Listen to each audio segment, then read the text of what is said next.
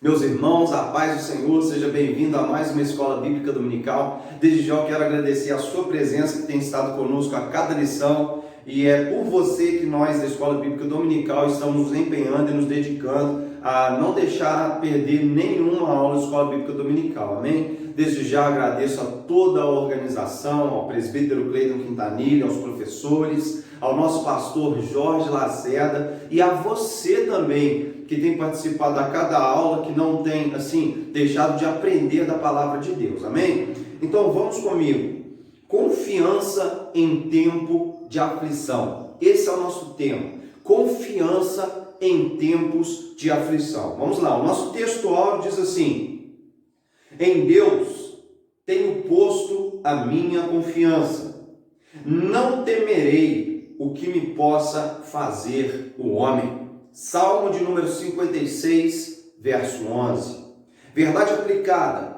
Uma firme confiança no Senhor é resultado de uma experiência pessoal com Ele. É fundamentada na palavra de Deus. Objetivos da lição, nós temos pelo menos 3. O primeiro, apresentar o contexto histórico do Salmo 56. O segundo, observar aspectos da oração que Davi apresentou a Deus. E terceiro, ensinar que devemos ter plena confiança no Senhor. Vamos lá, textos de referência, para você que não está com a revista aí, pode acompanhar juntamente conosco, bem aqui na tela. No Salmo de número 56, diz assim: tem misericórdia de mim, ó Deus, porque o homem procura devorar-me e me oprime, pelejando todo dia. No dia em que eu temer, hei de confiar em ti. Em Deus louvarei a sua palavra. Em Deus pus a minha confiança e não temerei. Que me pode fazer a carne? Todos os dias torcem as minhas palavras. Todos os seus pensamentos são contra mim para o mal. Ajuntam-se, escondem-se, espiam os meus passos, como aguardando a minha morte. Tu contaste as minhas vegueações, põe as minhas lágrimas no teu odre, não estão elas no teu livro? Olha a oração de Davi. Então vamos lá. Motivo da oração. Eu quero orar com você nesse momento. E nós vamos orar aqui, olha. Ore pela paz e segurança no país e que os cristãos tenham mais esperança. Nesse tempo de pandemia, nós precisamos de orar por paz. Talvez você esteja pensando assim, mas estão todos em paz, estão em casa? Não, de forma alguma. Muitos lares estão passando por dificuldade. Muitas pessoas estão em conflito dentro dos seus lares sem saber o que fazer. Muitas pessoas não estão com o seu coração em paz. E eu quero então que a gente, como igreja do Senhor, venha se colocar a oração nesse momento. Eu peço que você feche os seus olhos comigo em nome de Jesus. Deus Todo-Poderoso, eu vim te pedir paz. A paz que excede, ó Deus, todo entendimento. A paz que o mundo não tem para nos dar. A paz, ó Deus, que é transcendental. A paz que não é condicionada às coisas da vida, mas é uma paz que vem do Senhor. É aquela paz que quando saudamos uns aos outros, nós dizemos, a paz do Senhor. Deus Todo-Poderoso, é essa paz interior, essa paz de espírito, essa paz no coração é que nós estamos te pedindo nesse momento. E não só para nós, ó Deus, mas para todos aqueles que estão sendo afligidos no nosso país. Que haja paz no nosso país, ó Deus. Eu te peço isso no nome do seu Filho amado Jesus e já te agradeço. Amém e amém. Então vamos lá, a introdução diz assim: os percalços fazem parte da vida cristã, mas não podemos ser paralisados por eles. O enfrentamento passa por uma firme confiança em Deus, que nos chamou para sermos seu povo e é poderoso para nos guardar até o fim. Os percalços fazem parte da vida, isso não é novidade. Sabemos nós que de Gênesis e Apocalipse, todos os grandes homens de Deus tiveram seus períodos de triunfo. Mas esses períodos de triunfo não vieram sem antes ser antecedidos por períodos de grande pressão, por períodos de grande crise, por períodos onde eles poderiam ter se desesperado, mas preferiram se confiar nessas partes da sua vida, confiar somente no Senhor. Sabemos, irmãos, que não teremos triunfos, não teremos vitórias, não teremos período de glória se nós não enfrentarmos as adversidades da vida. Muitas pessoas, muitos cristãos são paralisados quando vêm os percalços, eles precisam enfrentá-los. Muitas pessoas têm dificuldade no enfrentamento das crises. Crise para muita gente no meio do caminho. Porém, como cristãos amadurecidos pela palavra, nós entendemos que a crise não pode me parar. A crise não pode te parar. E por que isso? Porque a crise nunca parou a igreja do Senhor. A crise, os percalços, as dificuldades, as adversidades sempre foram insuficientes contra todos os homens de Deus. Nós temos um histórico, gente. A nossa história é uma história de sangue. Tentaram nos queimar, tentaram nos calar, tentaram nos matar muitas vezes. Porém, a igreja do Senhor nunca recuou. Eu e você nunca recuamos. E sabemos bem que só estamos ainda firmes na fé, não é por tudo que ganhamos, mas é por tudo que até aqui Deus permitiu que nós aguentássemos. É por isso que você está firme, é por isso que eu ainda estou de pé. Nós temos que entender, irmãos, que vida cristã não significa que todos os meus problemas serão resolvidos. Cristianismo não é resolver todos os seus problemas. Cristianismo é te ajudar a lidar com os seus problemas. Esse é o legado que Jesus deixou para nós. Jesus teve que lidar com a cruz, sim, mas a questão não é simplesmente lidar ou não com a cruz, é como lidar, porque ela virá. Jesus disse assim aos seus discípulos: olha, se vocês querem vir após mim, renuncie-se a si mesmo, tome sobre si a cruz de vocês, e depois disso vocês me sigam. Sabe o que Jesus estava dizendo? Olha, vocês têm que tomar a sua cruz. Sabe o que é isso? Vocês precisam viver os percalços da vida. Vocês precisam suportar. Vocês precisam carregar. Sabe o que é isso que Jesus estava dizendo aos seus discípulos? Não fuja da cruz de vocês. Não fuja da cruz de vocês. Nós temos que aprender a lidar, irmãos, com a cruz que nós temos que carregar. Os percalços fazem parte da vida. As dificuldades fazem parte da vida, são partes da vida. Isso é questão de aceitação. Por que eu estou dizendo isso? Porque a gente vive num tempo onde se prega a famosa teologia da prosperidade. Ainda tudo tem que dar certo, né? Tudo, nada pode estar errado. Por quê? Porque todas as coisas colaboram para o bem daqueles que amam a Deus, porque nada, ladrão não pula na casa do crente, o crente não passa fome, né? Porque nunca viu um justo mendigar um pão, né? É assim. São as interpretações do nosso tempo, mas não é assim que funciona. Não é assim que funciona. As coisas não são assim. E porque as pessoas estão acostumadas com esse tipo de evangelho, quando é necessário perder, quando é necessário sofrer, quando é necessário passar por alguma coisa, a grande maioria entrega os pontos e não aguenta. Por quê? Não entende que os percalços fazem parte da vida. Essa é a base. Eu estou tentando criar uma base para a gente poder entrar na lição e aprendermos algumas coisas aqui. Então vamos lá. Percalços fazem parte da vida. São indispensáveis. Eles são necessários. Já ouviu falar do mal necessário? O percalço, a adversidade, a luta, a crise, ela é um mal necessário. Aprenda a defini-la, a crise assim, como um mal necessário.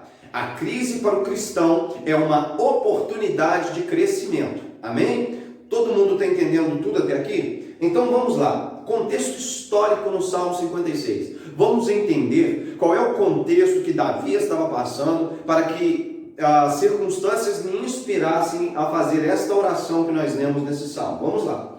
No Salmo 56, Davi expressa a situação complicada em que se encontrava. O medo em relação às circunstâncias que estava vivendo, marcada por ataques vorazes de seus inimigos, o levou ao profundo diálogo com Deus. Ele expressa ao Senhor sua esperança, sua súplica e seus medos. Embora fosse acostumado às batalhas, Davi estava fugindo de Saul, que planejava matá-lo. Nessa fuga foi para Gade, cidade natal de Golias. Ele estava cercado, seja pelas ações de Saul, seja pelos prováveis ataques dos filisteus. a fim de vingar a morte de Golias. Irmãos,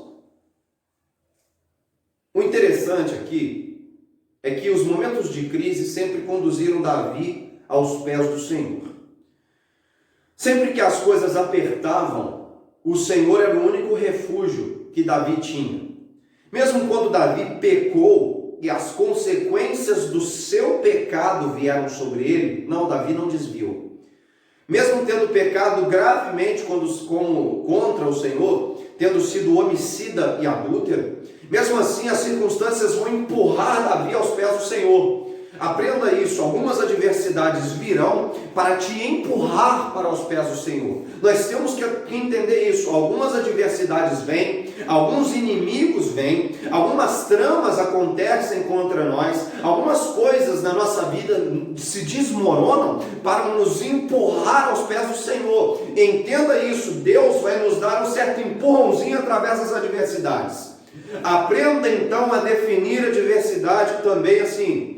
Adversidades são empurrãozinhos de Deus para que eu venha a correr para os pés do Altíssimo. Pensa nisso. Então, quando o urso vinha para comer as ovelhas de Davi, Davi corria para os pés do Senhor. O Senhor o fortalecia, ele enfrentava o urso. Quando era o leão, não era diferente. E é por isso que quando veio Golias, não foi diferente. Quando veio os filisteus, não foi diferente. Os percalços, as lutas, sempre empurraram Davi para seus períodos de triunfo. Deixa eu te ensinar uma coisa aqui interessante. Aprenda a usar as adversidades como trampolim para pular alto. Meu Deus, aprenda a usar as adversidades como trampolim para saltar cada vez mais alto. Deus permite com que nós passamos por dificuldades para nos tornar pessoas mais fortes. O exercício espiritual é similar ao exercício físico. Quanto mais força eu faço, mais forte eu fico.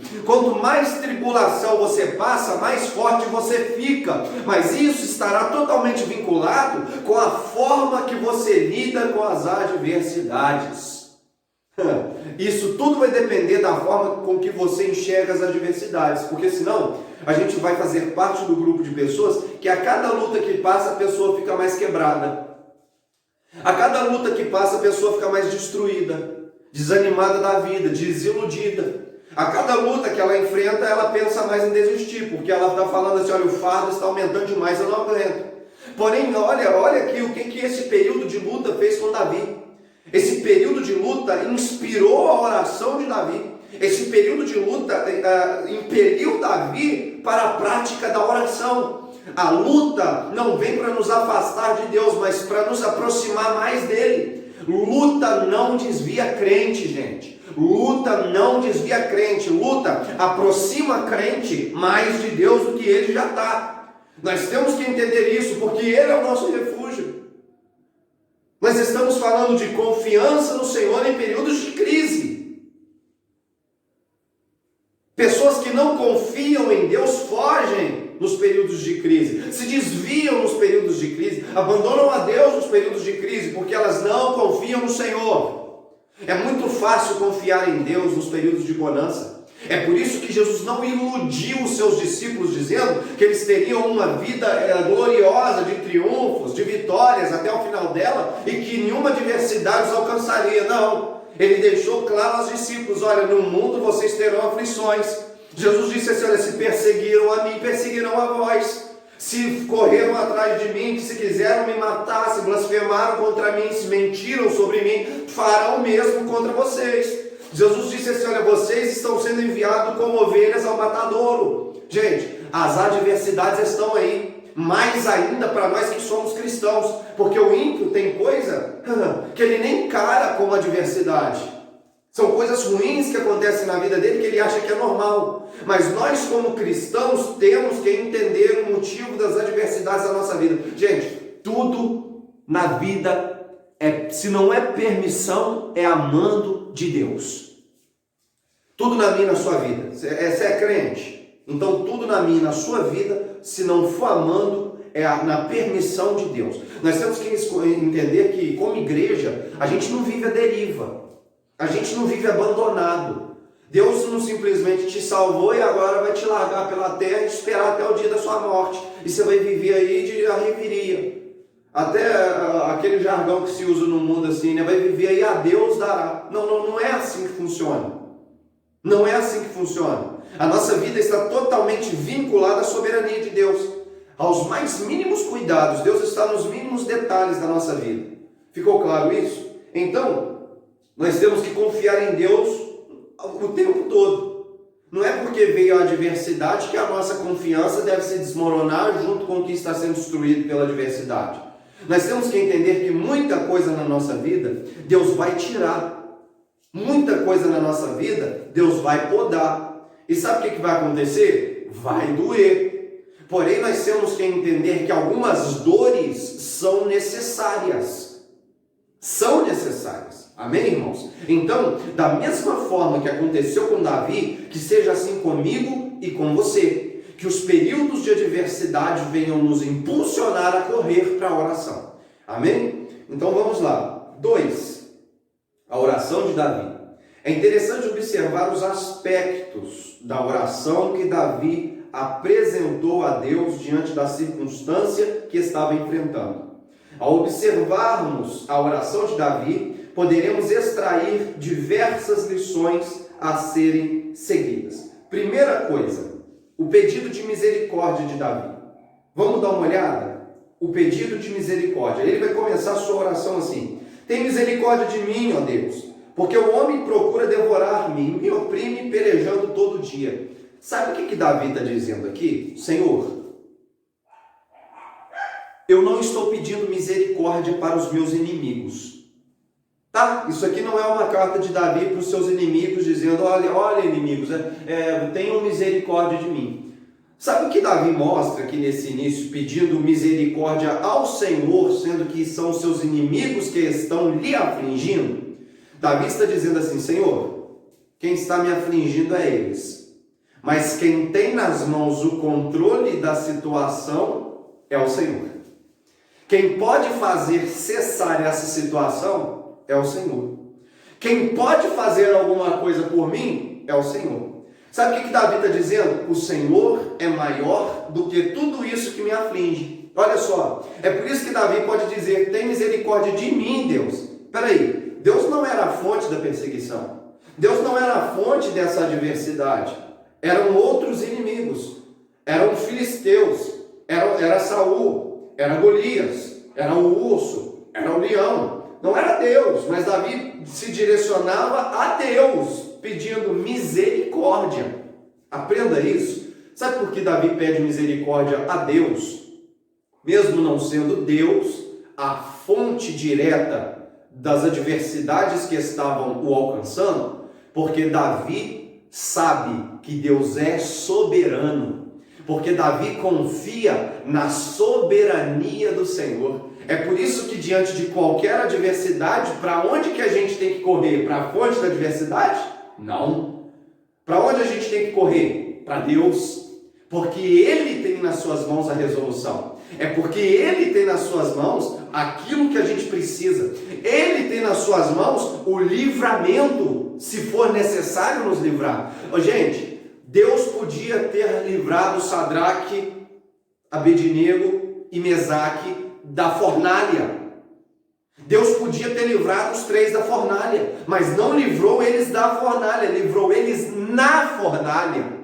O anjo, o quarto homem apareceu dentro da fornalha e livrou Sadraque, Mesaque e Abednego dentro da fornalha. A fornalha representa a adversidade. A fornalha representa o sofrimento. A fornalha representa o percalço. Deus não tirou Sadraque, Mesaque e Abednego da fornalha. Deus não privou que eles entrassem na fornalha. Aprenda isso. Deus não vai te privar de entrar em situações difíceis, mas Ele estará com você dentro daquela situação difícil. Entendeu isso? Entendeu isso? E é por isso que Davi ora: tem misericórdia de mim, Senhor. Sabe o que é a misericórdia? Quando Deus exerce misericórdia, é quando Ele vem estar com você dentro da situação difícil. É por isso que Davi vai pedir misericórdia, porque ele quer Deus. dentro da situação difícil que ele estava passando. Segundo ponto da oração de Davi, olha que interessante. Levas em conta a minha peregrinação. Olha o que Davi está orando. Senhor, olha para a minha caminhada. Se eu sou útil nas suas mãos, Deus, livra-me. Senhor, até aqui eu confiei no Senhor. Senhor, eu tenho lutado, eu tenho passado por tudo para glorificar o seu nome. É isso que ele está falando assim, Senhor, lembra da minha peregrinação. Irmãos, sabe o que é peregrino? Sabe o que é um peregrino? Peregrino é um homem que não tem casa, que não tem pátria, que não tem nação, que anda de um lugar para o outro, sem morada fixa. É por isso que o apóstolo Pedro vai escrever na sua epístola: andai-vos em temor durante o tempo da vossa peregrinação. É isso que é um peregrino. Davi está falando assim, Senhor, eu não tenho nada. Lembra-te que eu sou um peregrino. Eu sou um peregrino, Senhor. Aqueles inimigos estão se levantando contra mim. Golias se levanta contra mim. Saul me persegue. Todas essas adversidades vêm contra mim, mas não importa. Eu sou um peregrino, Senhor. Lembra-te da minha peregrinação, Deus. Eu sou um peregrino. Deus, eu pertenço ao Senhor.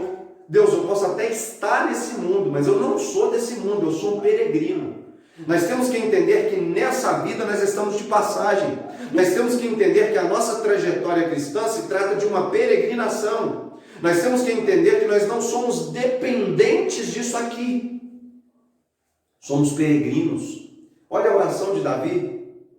Levas em conta a minha peregrinação. Isso é profundo demais, irmãos. Terceiro ponto da oração de Davi, olha. Faça a tua justiça. Sabe o que é isso? Senhor, eu não quero saber quem está certo na situação.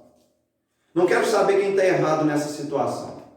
Eu quero que o Senhor faça justiça. Gente, quem não confia em Deus, confiar a justiça da ocasião nas mãos do Senhor, é loucura. Sabe por quê? Porque se Davi estivesse agindo com impiedade, se ele fosse o errado na ocasião, e ele peça a Deus, Deus, faça justiça, a espada justiceira do Senhor viria sobre a vida dele.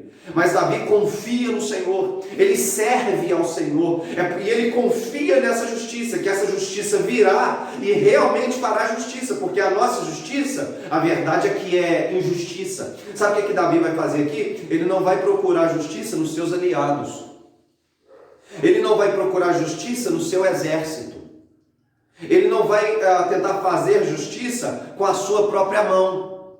Davi vai requerer de Deus que a justiça venha da parte dele. Senhor, faça justiça.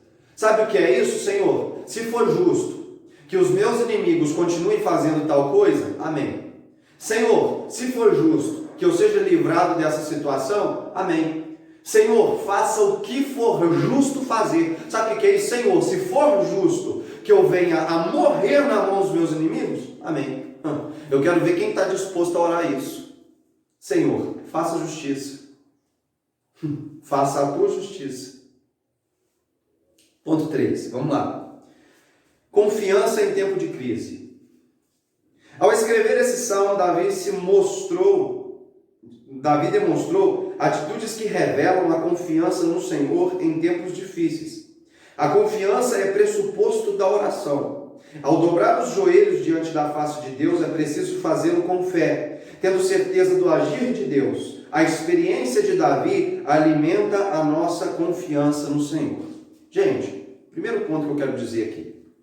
O simples fato de orarmos, tá? O simples fato de haver oração já representa confiança em Deus. Por que eu estou dizendo isso?